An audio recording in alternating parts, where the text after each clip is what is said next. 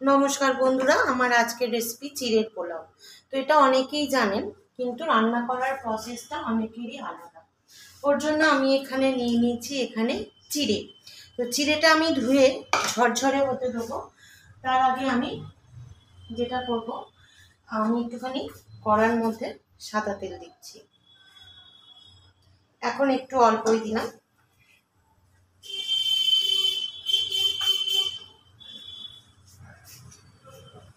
তেলটা একটু গরম করে নেব।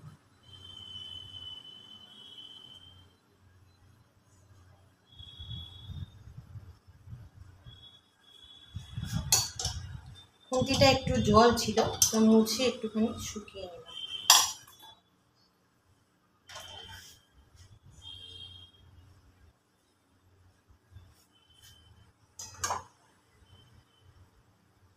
কড়ার তেলটা গরম হয়ে গেছে, এখানে আমি দিয়ে দেব বাদাম।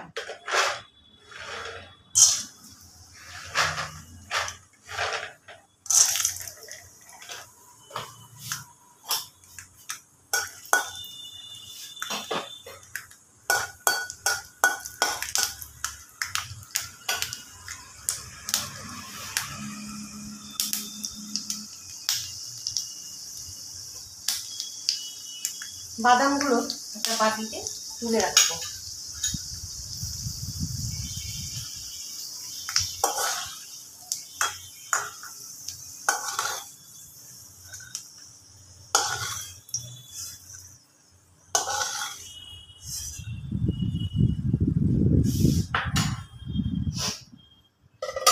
এবার এই তেলের মধ্যে দিয়ে দেব আলু।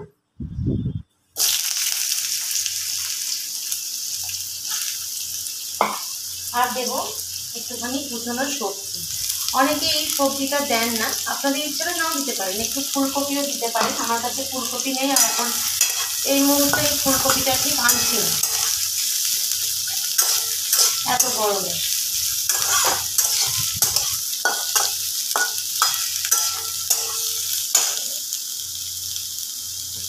একটু নুন দিয়ে দেবো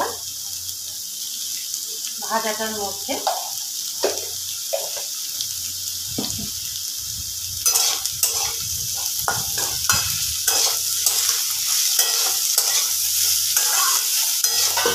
এবার এটা ঢাকা দিয়ে দেবো, আর ওদিকে চিড়েটা ধুয়ে ঝরঝরে করে নেব।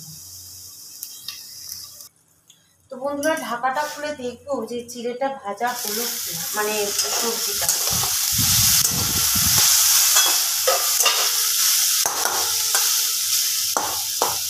ভাজা হয়ে গেছে, একটুখানি হলুদ দেব।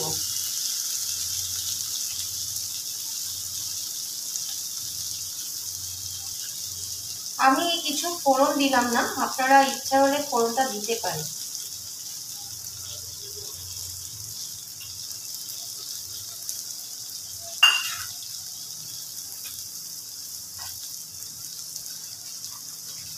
একটু চিনি দিয়ে দেব।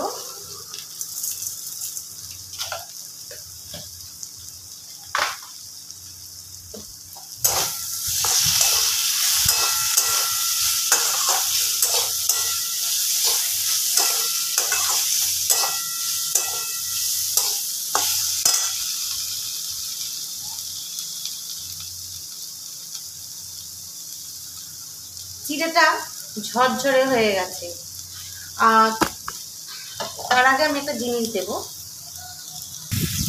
এর মধ্যে দিয়ে দেবো একটু পেঁয়াজ কুচি অল্প।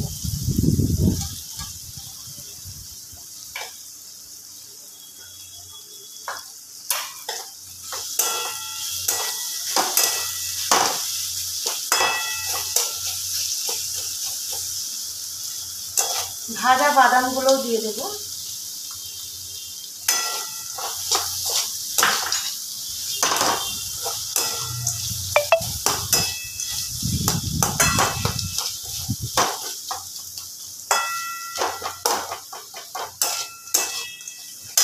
এবার দিয়ে দেব ঝরঝরে চিড়েগুলো।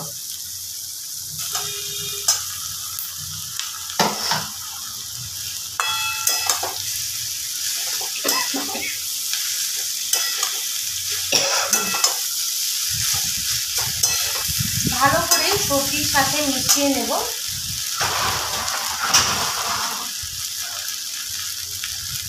একটু ঘি দিয়ে দেবো।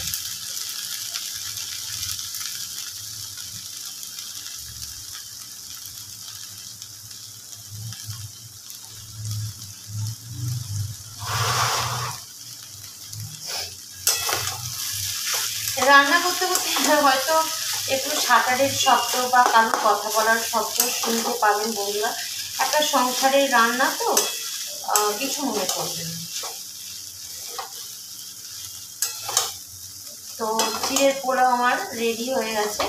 তো আমি এটাকে সার্ভ করে আপনাকে দেখাচ্ছি। বন্ধুরা, তৈরি হয়ে গেছে আমার চিড়ের পোলাও। যদি ভালো লেগে থাকে তাহলে অবশ্যই একটা লাইক করবেন, কমেন্ট করবেন, শেয়ার করবেন, সাবস্ক্রাইব করবেন আমাদের চ্যানেল শতদ্রুস কিচেন। আর পেজটা ফলো করে নেবেন যদি, আর নোটিফিকেশনটা অন করে নেবেন, মানে বেল আইকনটা, তাহলে রোজকার নোটিফিকেশানগুলো আপনারা খুব তাড়াতাড়ি পেয়ে যাবেন। আজকের মতো এটুকু, দেখা হচ্ছে পরের ভিডিও নতুন কোনো রেসিপি নিয়ে। ততক্ষণের জন্য ভালো থাকবেন, সুস্থ থাকবেন, সাবধানে থাকবেন। নমস্কার।